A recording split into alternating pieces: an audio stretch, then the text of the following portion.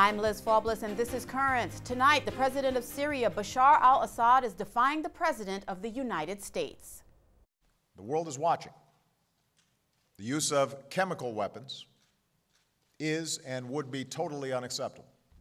Mr. Obama's warning unheard by the Assad regime. U.S. intelligence agents now reporting the Syrian military has locked and loaded their missiles, bombs, and artillery shells with the very deadly chemical sarin, the last step before attacking other Syrians. Sarin is extremely potent. A drop can kill in seconds. It's the nerve gas Saddam Hussein used to kill 5,000 Kurds in 1988. They're going to affect everything you touch. Your clothes, your curtains, your linens, your vegetables, everything. The big question tonight, will Assad use the weapons against his own people to turn the tide in the Syrian civil war? Rebels have been fighting with Assad forces since March of last year. More than 40,000 have died inside the country. Nearby, Turkey fears the Syrian chemical threat affecting them, and Germany is preparing to send troops and Patriot missiles to defend their NATO ally. In Tripoli, Lebanon, the Syrian civil war has spread into the streets there. Since Monday, raging gun battles have left 6 dead and 60 wounded. Also in Lebanon, Catholic church leaders are meeting to map out how the church may best work in the region and strengthen the cause of religious freedom. All of the emergency gatherings, all of the death and fighting, all of the chaos, most Western experts agree will continue to rack the region while Assad remains in power. That becomes the other crucial question tonight. How long will he last? His army is on the ropes, fighting for its life around Damascus and Aleppo. He may be in the process of making chemical weapons. Right now, everything about Syrian President Bashar al-Assad smacks of desperation. Now the U.S. State Department is looking into reports that he's looking into the possibility of seeking asylum for himself, his family, and their inner circle in Latin America. We do understand that some countries, both in the region and elsewhere, have offered to host Assad and his family should he choose to leave Syria. Syria's deputy foreign minister was recently in Venezuela delivering a message from Bashar al-Assad. The minister was also, according to Israel's newspaper Haaretz, in Cuba and in Ecuador, bringing classified letters from Assad to leaders there. We could not get response from Syrian representatives in the U.S. or from officials of any of those Latin American governments.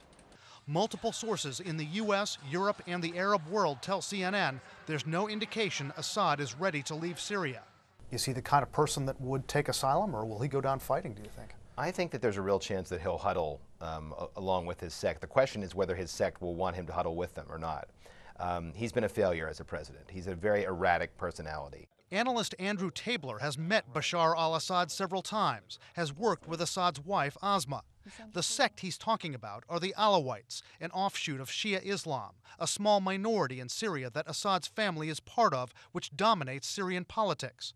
If Assad does leave, could he be investigated, eventually captured on war crimes charges?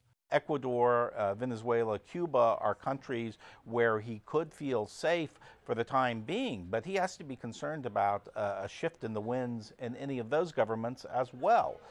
And certainly no one expects the regimes in those 3 states to continue indefinitely. Right now, those nations' leaders are more sympathetic to Assad, but there's another ally even closer.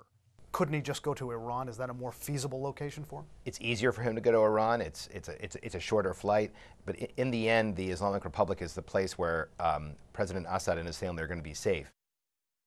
Now, while Assad may find safety in Iran, Mohamed Morsi, the president of Egypt, needs tanks. The army has rolled 6 of them, along with other armored vehicles, into the streets of Cairo after a violent night of fighting between Morsi's Islamist supporters and protesters opposed to his grab of power. The tanks are surrounding the presidential palace, and barbed wire barricades have been put in place on the streets. 5 people were killed and more than 600 injured in last night's battles. The side the army eventually chooses to support is likely to prevail in the current crisis. The United States, largely powerless to influence the outcome of the near revolution in Egypt, is nonetheless concerned. We have been watching very closely this process as it is unfolding in Cairo with concerns. But the Egyptian people deserve a constitution that protects the rights of all Egyptians. And that constitution, set for a popular vote by Egypt's citizens on December 15th, has been roundly criticized by anti-Morsi forces. The Coptic Church calls it a constitution for Islamists and not for Egyptians, and church representatives who are part of the government have boycotted proceedings ever since the document was drafted. The church is also concerned tonight about fighting and death elsewhere on the African continent, years of fighting that has left millions dead in the Congo. Pope Benedict is renewing his call for international action to stop the violence and aid the victims of a civil war that is being fueled by neighboring nations. These women are asking for help. The group may be small, but it echoes a calling heard across the Democratic Republic of the Congo. For about 5 years now, an ongoing war has killed millions of people. Thousands of civilians have been forced to flee, and in recent months, the fighting has intensified. During Wednesday's general audience, Benedict XVI called for the fighting to stop. Continuano ad arrivare preoccupanti notizie sulla grave crisi umanitaria nell'est della Repubblica Democratica del Congo, che da mesi è diventata teatro di scontri armati e di violenze. The fighting involves government troops, rebels, and independent militia groups. Politics is part of it, but the fight is also about controlling the country's mineral resources. A rebel group known as M23 has been accused of displacing thousands of civilians. On November 20th, it took control of the provincial capital of Goma. M23 has apparently grown significantly in numbers over the past days, and there are other armed groups operating in the area, which raises the likelihood of recruitment of children. Even though the conflict is in the Congo, it also involves many neighboring countries. On one side, Congo's government is getting support from Angola, Namibia, and Zimbabwe. On the other, rebels are backed by Uganda and Rwanda. As the fighting continues, displacements are rising. Rinnovo quindi il mio appello al dialogo e alla riconciliazione e chiedo alla comunità internazionale di adoperarsi per sovvenire ai bisogni della popolazione. Peace deals have been signed, but in the end, they've been unsuccessful. The UN Security Council took action by imposing sanctions. In the meantime, the heavy fighting is preventing humanitarian agencies from reaching tens of thousands of displaced people who live in or around those affected areas. The Congolese government says most citizens are Christians, largely Catholic. Pope John Paul II visited in 1980, the first time a pope ever visited the nation. Up next, the night for life and more as Currents continues after the break.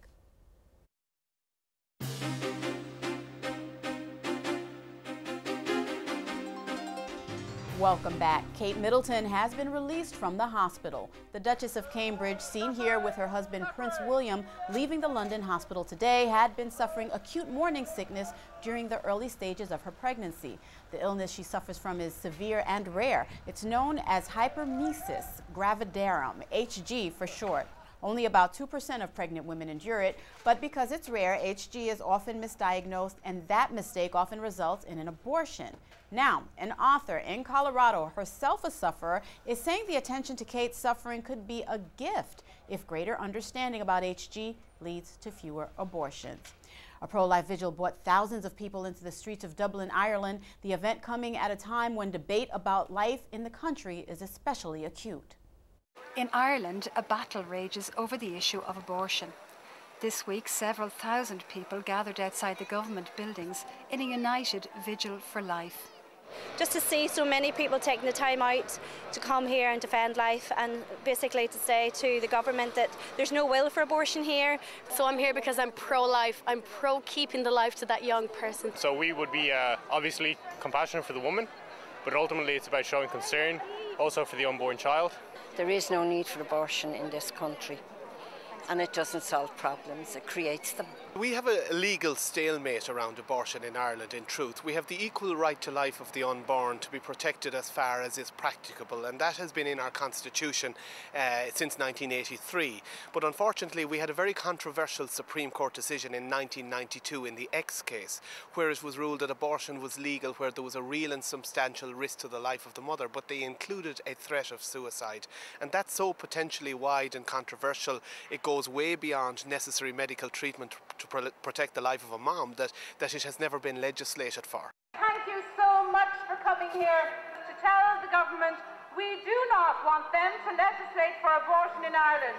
The vigil comes in the wake of the tragic death of an Indian woman who died of septicemia in October. Savita Halapanavar was 17 weeks pregnant and miscarrying when she was admitted to hospital. Her husband maintains that the delay in terminating the pregnancy led to his wife's death. There was nothing in law, there was nothing in ethics that would have prevented the doctors from doing whatever they felt was best for her. And we really need to see the results of the inquiry, which may well show that they did do what was best, but that this was just one of those extremely tragic cases. But it has created a certain momentum. It has been used to put pressure on Irish politicians. We have a great tradition of caring for two patients. Our maternal mortality figures are extremely low.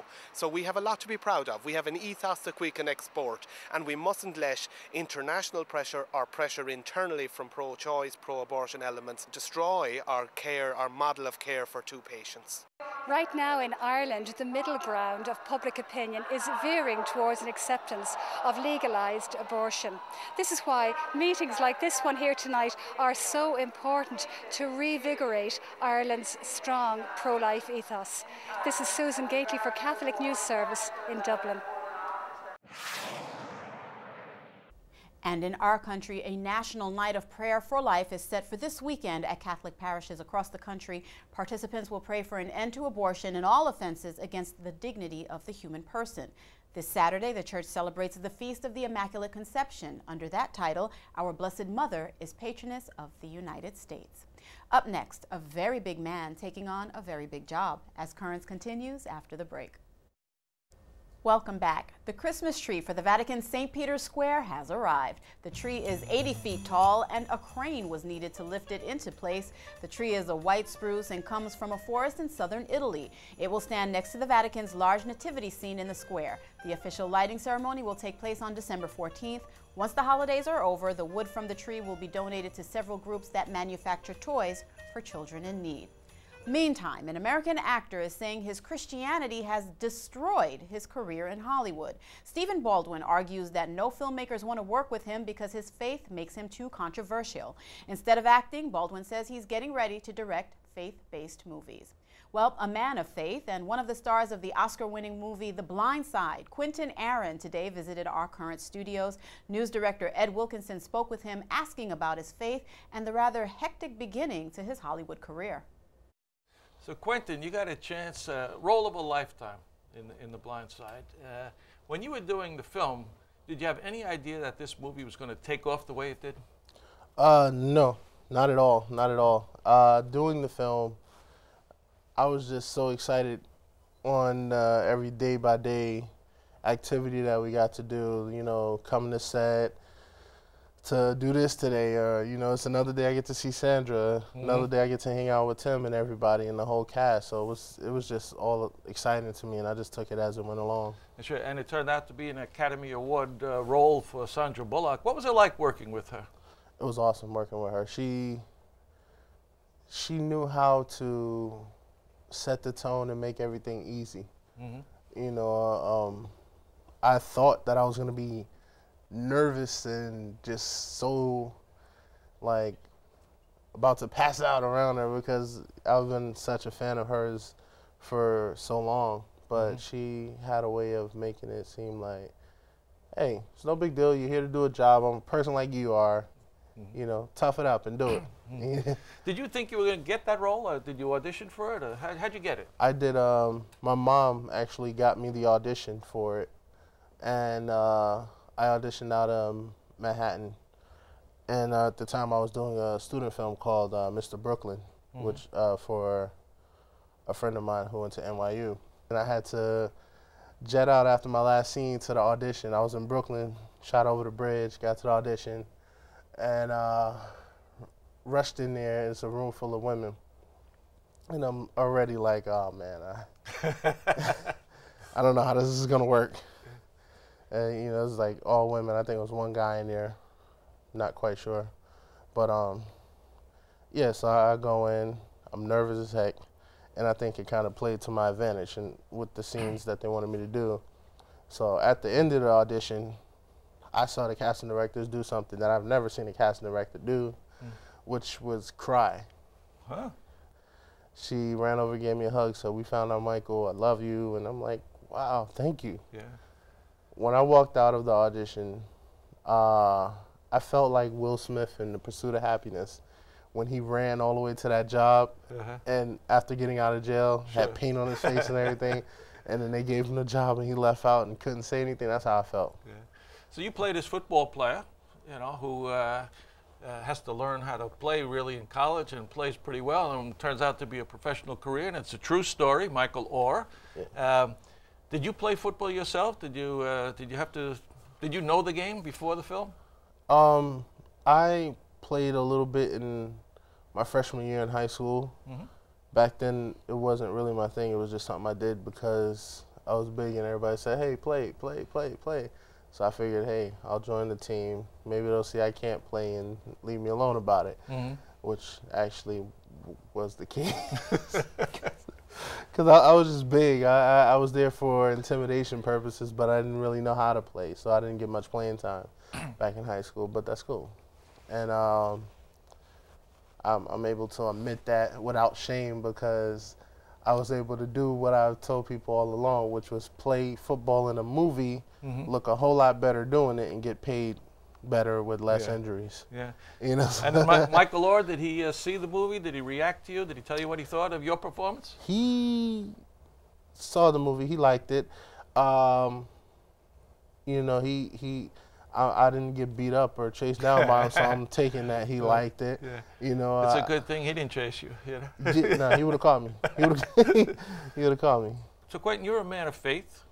You sang in church, and you got started in church, I think, with your acting. And how do you bring your faith to your profession now, to acting? How does it affect the kind of roles you do and what you do for a living? Well, I'm always a believer. I definitely try to lead by example as opposed to just saying it. You know, and I'm the kind of guy that if I'm playing a particular role, when they say action, I'm the character. When they say cut, I'm me again.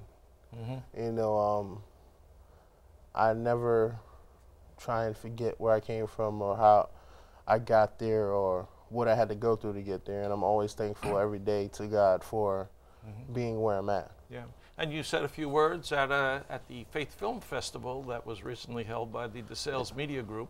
What did you say to the filmmakers who were there at the Faith Film Festival?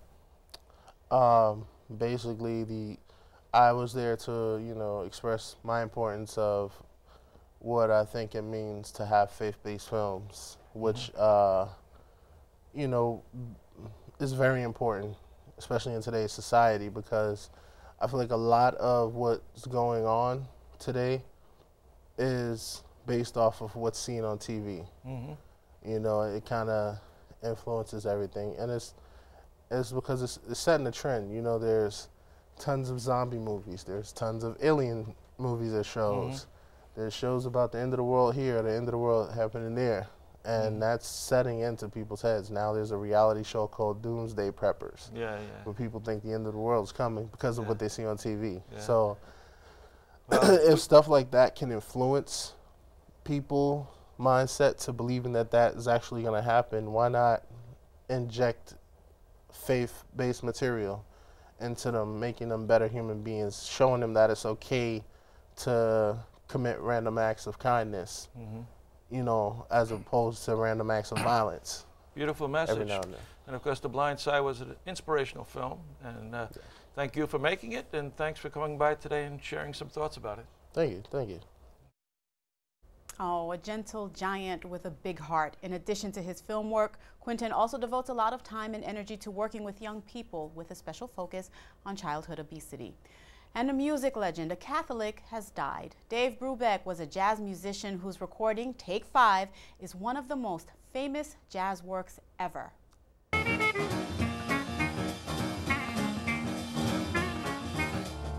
Brubeck was the first jazz musician to ever appear on the cover of Time magazine.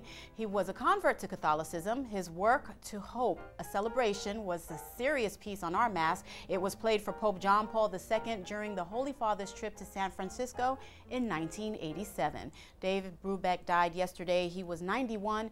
Today, he would have been 92. Welcome back to Currents. The U.S. Catholic bishops have been meeting with 200 of the nation's immigration leaders. The outcome? The bishops are insisting that immigration reform happen as soon as possible and that it contain a path to citizenship. The bishops say they'll fight against any creation of a permanent underclass in our country. Meantime, the U.S. Census reports the number of illegal immigrants in the country has dropped by almost 1 million people since 2007. And for the first time in 100 years, more Asians than Hispanics are immigrating to the U.S. In Cuba, the country is shrinking. Census figures show that the population dropped by 84,000 this year, mainly due to low birth rates. And a judge in Brazil has decided to keep God on their money. She dismissed a lawsuit that wanted the phrase, "Praised be God," removed from Brazil's currency. Now, for the regular Currents feature, our School of the Week. Tonight, a great institution named for a great saint. We are St. Gregory the Great Catholic Academy, which is located at 2520 Church Avenue in the Flatbush area of Brooklyn. We are very much faith-oriented at St. Gregory the Great School. We try to give them an awareness on a daily basis by praying in the morning and, incorporating religion into all our subjects. Children are able to come and explore. Children are able to learn. It's a friendly environment, and the teachers and faculty are very warm and welcoming. We are on a mission, the mission of Jesus, to go serve the people. The religious aspect of our school makes us different in that our students are exposed to prayers, they're exposed to songs, they're exposed to being unique individuals who can be disciples of Jesus. The school was established by the Sisters of Mercy on September 16th, 1912. And from the time we reached the 99th year, we began celebrating the 100th anniversary. And this included all the achievements that we made over the 100 years. Oh my goodness, 100 years. 100 years and still standing and still going strong.